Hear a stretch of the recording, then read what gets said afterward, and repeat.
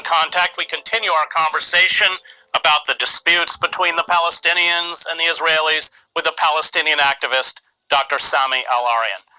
So, Sami, I want to talk about a couple things. I want to focus on this very right-wing shift within the Israeli society, something that I witnessed. I first went to Israel, lived in Jerusalem in the late 80s. It's a very different country. But before we talk about that, the Biden administration has been completely tone deaf. There's no daylight between the kinds of statements that Nancy Pelosi or the Secretary of State are making about what's happening, especially in Gaza, and the far right of the Republican Party. Did that surprise you? Not at all. I mean, I've lived in the United States for 4 decades. I've seen the stranglehold that Zionist organizations, particularly its lobby groups, have on politicians. I experienced that firsthand when I was lobbying against the use of secret evidence in Congress, within the administration. So we understand all that. Yet, we see today that there is a crack, major crack in that support. Yes, all these, Biden, Pelosi, and others are still hostages, basically, to the Israeli lobby. But there are many other politicians within Congress, very few in the Senate, much fewer in the Senate, but also across the United States, where this Israeli narrative has been exposed and been rejected.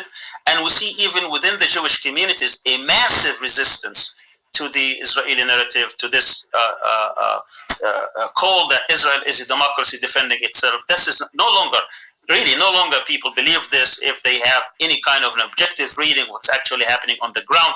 What they are doing is simply supporting an apartheid-like regime, and history tells us that this is not going to continue, because people would know better, particularly now there is no monopoly of information anymore. When I came to the United States in 1975 and beyond, there were only 30 minutes of news at 6:30, ABC, NBC, CBS. That is no longer the case. People are getting their information now from everywhere, 24/7, and I don't think you can hide of what Israel is doing to the Palestinians anymore. And if people would like to be on the side of repression, on the side of colonialist settlers, and on the side of people who actually target and murder children, then be it. But one day or another, they have to be called into account. And that's what's going to happen. I mean, we see today that even people within Congress, that is unheard of, who come on the halls of Congress, in the well of the Congress, and criticize Israeli behavior and call on the administration to be even-handed, or at least to call a spade, and to talk about the casualties and the killing of children by American bombs. I mean, that makes America culpable of what's going on. It's part of the problem, not part of the solution. And I think at one point or another, the United States would be held to account, and they would come and correct that particular position. On the issue of the Israeli right, yes, this has been going on since 1977, slowly but surely. And now for the past 15 years or so, we see that the Israeli right has now a total control of the Israeli body politic. The only difference is that within themselves, it's either the right or the extreme right or the ultra-right. It's not true. There is no center anymore. There is no left anymore. And that's why they cannot form a government, because everybody is competing within that camp to become the next prime minister. Now they had 4 elections, and they're probably going to end up with a 5th one, because they can't decide who would be leading the Israeli right and this road towards establishing greater Israel. But I think they will have a surprise, is that, thinking that they have already settled the conflict by that, and the Palestinians have given up, and I think we're back now to square one, where they see that there are all the different fault lines within that society. Not only they can't form a government, but they also cannot even have the Palestinians being totally dominated in a way that they can impose their will. They can't impose their will anymore. And I think the resistance is going to increase, not decrease. And I think within even the Israeli society today, they have been determined response of the Palestinians, and also the global support that is coming slowly against the practices of the Israeli army and the Israeli government towards the rights of the Palestinians. What has shocked me, I first moved to Jerusalem in 1988. I knew Yitzhak Rabin, covered him. He was, of course, assassinated by a far-right settler is the way these right-wing settlers, what is it, about 500,000 of whom now live in occupied territory, have really seized control, along with the most retrograde elements, the former Kach party, which was outlawed but has been resurrected in Atzma Yehudit. And then you have these right-wing soccer hooligans and the Lahava movement, which calls for the total expulsion of all Palestinians inside Israel in the occupied territories to neighboring Arab states. These have moved to the center of political power, which was unthinkable before Rabin's assassination. And then, of course, we've now had 11 years of this with Bibi Netanyahu, a close ally of Trump, has built relationships with other right-wing governments in Brazil and Hungary and Poland and everywhere else. But I think that shift, that political shift, is important to note, because when I lived in Israel, the peace movement, whatever its faults, was vibrant, and it's been extinguished virtually. And that makes Israel in many ways a different country. Can you address that? Absolutely. I mean, what you see today is a manifestation, obviously, of 12 years of an attempt to impose Israeli will on Palestinians and work towards greater Israel by bringing, through a flawed process called Oslo, settlements throughout the years. When Oslo was signed back in 93, 94, there were hardly 150,000 settlers inside the occupied territories, particularly the West Bank and Jerusalem. Today, they number over 800,000, including East Jerusalem, which makes any kind of political settlement impossible. Now, keep in mind that much of these settler movements have been financed directly by U.S. extremists, Jewish extremists. Particularly, Sheldon Adelson, who died a few months ago, who was actually the chief financier of these settlements around Jerusalem. Today, the problem in Sheikh Jarrah, which is a district in Jerusalem, the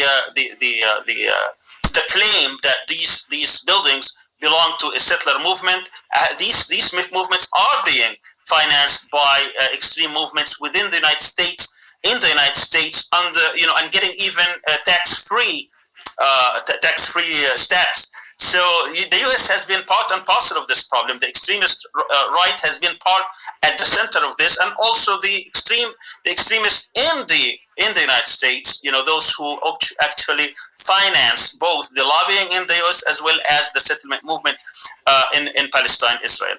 Now, in terms of Israeli policies, that they are singing the same tune of Netanyahu and his right-wing groups. Netanyahu has been in power now for 12 years, and he's quoted in 2001, right before he became a prime minister, is that his main task is going to be to delay, derail, and make sure that peace process does never succeed, because his aim, and that's his quoted, it's in the internet, anybody can Google it and hear him saying that in Hebrew, but there is English translation. He says that he will make damn sure that there will be no settlement and that Israel will retain the properties in the West Bank, in Jerusalem, and throughout.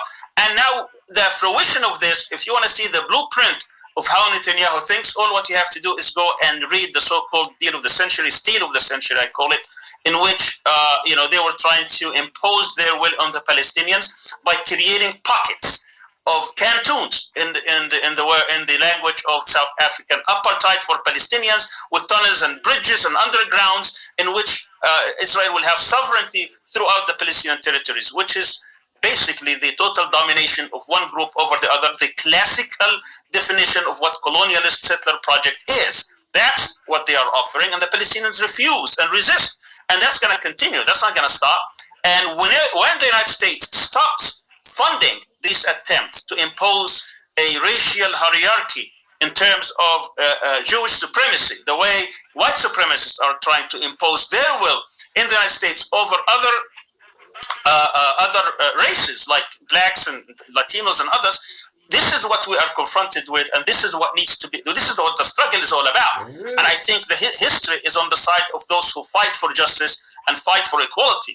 I can't imagine that when people in the United States get all the facts that they will side with Jewish supremacists or Zionists or Israelis who are trying to impose their will and take all the land from the river to the sea. I think the end result is going to be the dismantlement of such system, the ending of racial hierarchy, the ending of a settler colonialist project, and eventually that's going to take a lot of suffering, a lot of blood, a lot of victims. But that's the nature of sacrifices. I mean, we weep for every child when they die, and for every man and woman when they are injured and when they are being targeted. But there is no other recourse. I mean, the world has failed us, has betrayed the Palestinians for 28 years. They told the Palestinians, come, recognize Israel, and within 5 years you're going to have your rights in the West Bank and Gaza. 28 years later, and it's even worse than it's ever been. So I think the Palestinians are no longer believe in such flawed processes. The United States has to step up to the plate. It's as much responsible to the suffering of the Palestinians as Israelis are, because they are enabling them to do what they want. They are financing them. They are giving them all the ammunitions. Every bullet that Palestinians was shot off was made in the United States. Every plane was made in the United States. Every bomb was financed and imported and paid for and delivered to Israel by the United States. And the United States has to come to realize that it is part of the problem, and unless they do major correction, it's going to continue to suffer in this part of the world. People do not hate America because of their democracy or because of their freedom.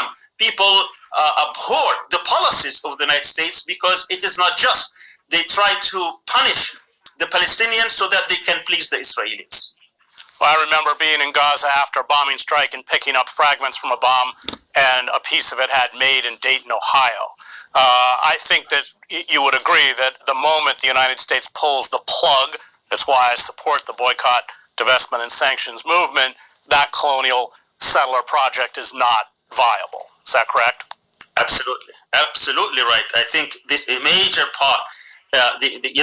If Israel loses the support of the United States, that will be the end of a project called Apartheid Israel. We're going to have a new phase, a new era, in which you could actually finally find peace in the Middle East, because then Israel can no longer, Israel that we know today as an aggressive, apartheid, racist, settler colonial state will no longer be the case. And I think that's when you actually could see a major difference, but that's a big if, because it needs a lot of struggle, not only against that system in Palestine, but also within the United States. And that puts a lot of focus on the movements now coming in the U.S. to ask for equality and to ask for the end of the support of America to Israel, whether it's through BDS or other means. But the goal is clear, and the goal is to end apartheid in Palestine, Israel, and to also to call for the full restoration of Palestinian rights after so much suffering. Great, thank you. That was Palestinian political activist Dr. Sami Al-Arian.